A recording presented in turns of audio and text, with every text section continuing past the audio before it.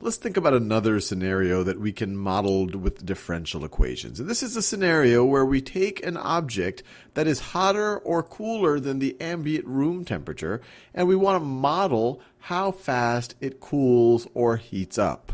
And the way that we'll think about it is the way that Newton thought about it, and it is Newton's described as Newton's law of cooling.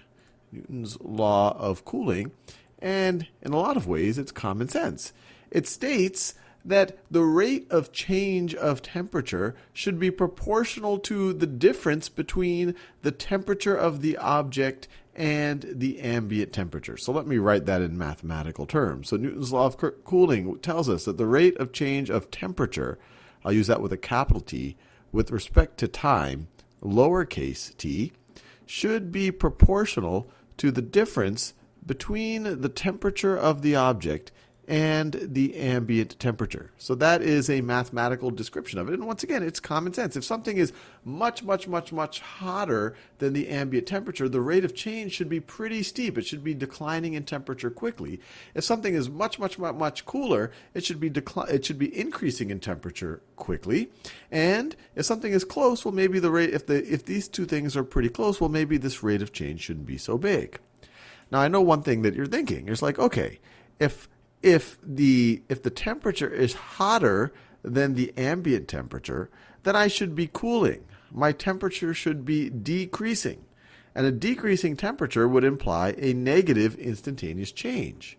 So how will this be a negative value in the case where our temperature of our object is greater than our ambient temperature? And the way that would happen is you would have to have a negative k.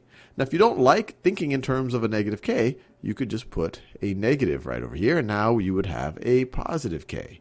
Now it makes sense. If our thing is hotter, if it has a higher temperature than the ambient temperature, so this is a positive, then our rate of change will be negative. We'll be getting cooler. If it was the other way around, if our temperature of our object is cooler than our ambient temperature, then this thing is going to be a negative. But then the negative of that is going to be a positive. We're assuming a positive k, and our temperature will be increasing. So hopefully this makes some intuitive sense, and our constant k could depend on the specific heat of the object, how much surface area is exposed to it, or whatever else. But now, given this, let's see if we can solve this differential equation for a general solution. And I encourage you to pause this video and do that, and I will give you a clue.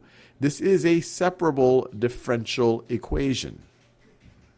So I assume you've had a go at it. So let's now work through it together. So we just have to algebraically manipulate this so all my t's and dt's are on one side. Or I should say, so all my capital T's and D capital T's are on one side. And this is going to be a little bit more confusing because I have a capital T and a lowercase t. Capital T for temperature, lowercase t for time.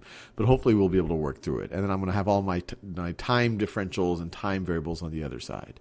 So one thing I could do is I could divide both sides by capital T minus ambient temperature, minus T sub A. Remember, this is just going to be a constant based on what our ambient temperature is. We're going to assume our ambient temperature doesn't change as a function of time, that it's just such a big room that our cup of tea is not going to actually warm up the room. So that's just one of these assumptions that we're going to make. So if we do that, if we divide both sides by this, we are going to have, so I'm going to divide both sides, let me do this in a new color.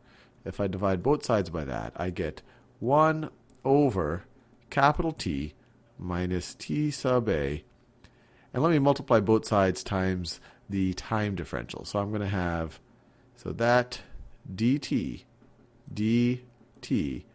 so our temperature differential times our temperature differential is going to be equal to negative k times our time differential. So once again, to separate the variables, all I did is divide both sides by this and multiply both sides by that. Now I can integrate both sides. We've seen this show before. So I can integrate both sides. And the integral of this is going to be the natural log of the absolute value of what we have in the denominator. And you could do u substitution if you want. If we said u is equal to capital T minus T sub A, then du is just going to be 1 dt. And so this is essentially you could say the integral of 1 over u du. And this would be the natural log of the absolute value of u. And this right over here is u. So this is the natural log of the absolute value of capital T minus T sub A is equal to, and once again, I could put a constant here, but I'm going to end up with a constant on the right-hand side too. So I'm just going to merge them into the constant on the right-hand side. So that is going to be equal to, now here, this is going to be negative kt, and once again, we have plus c. And now we can raise e to both of these powers, or another way of interpreting this is that e to this thing is going to be the same as that. So we can write this as the absolute value. Let me do that in that same blue color. We can write this as the absolute value of t minus t sub a is equal to e. Something about e, I always think of the color green. E to the negative kt plus c. This, of course, is the same thing as this is equal to e to the negative kt. We've done this multiple times before. Negative kt times e to the c times e. Let me do that in that same. So times e to the c power. And we could just call this, well, we could just call this another arbitrary constant. Let's see, if we call this C1, then we could just call this whole thing C. So this we could say is CE to the negative KT. Negative KT. So at least it's starting to resemble what we did when we were modeling population, but we see it's a little bit different. Instead of just temperature on this left-hand side, we have temperature minus our ambient temperature. And so we can do a couple of things. If in a world, say where we're dealing with a hot cup of tea, something that's hotter than the ambient temperature, so we could imagine a world where T is, let's say, greater than or equal to our ambient temperature. So that means this is hot, or it's hotter, I guess we could say. So if we're dealing with something hotter than the ambient temperature, then this absolute value is going to be positive, or the thing inside the absolute value is going to be positive. So we don't need the absolute value, or the absolute value of it's going to be the same thing as it. And then we could just add TA to both sides, T sub A to both sides, and then we would have our temperature, and I could even write this as a function of time, is going to be equal to this business, is going to be equal to CE. Let me do that in the same color. CE to the negative KT plus T sub A.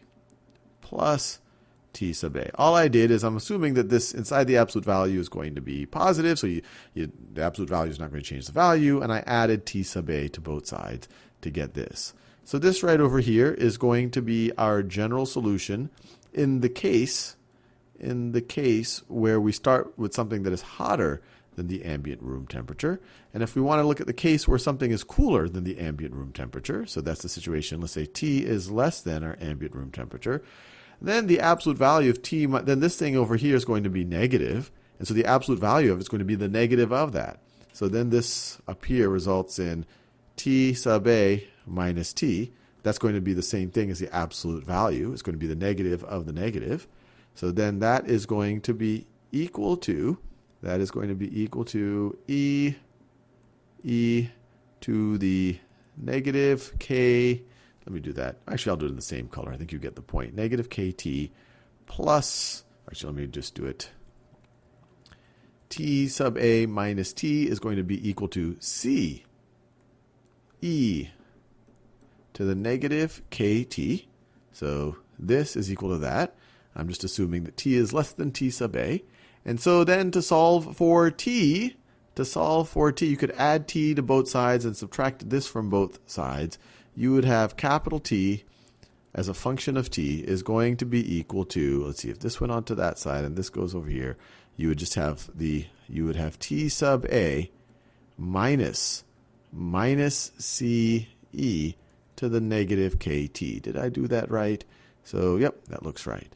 So this is the situation where you have something that is cooler than the ambient temperature. So this right over here, based on the logic of Newton's law of cooling, these are the general solutions to that differential equation. Now, in the next video, we can actually apply it to model how quickly something might cool or heat up.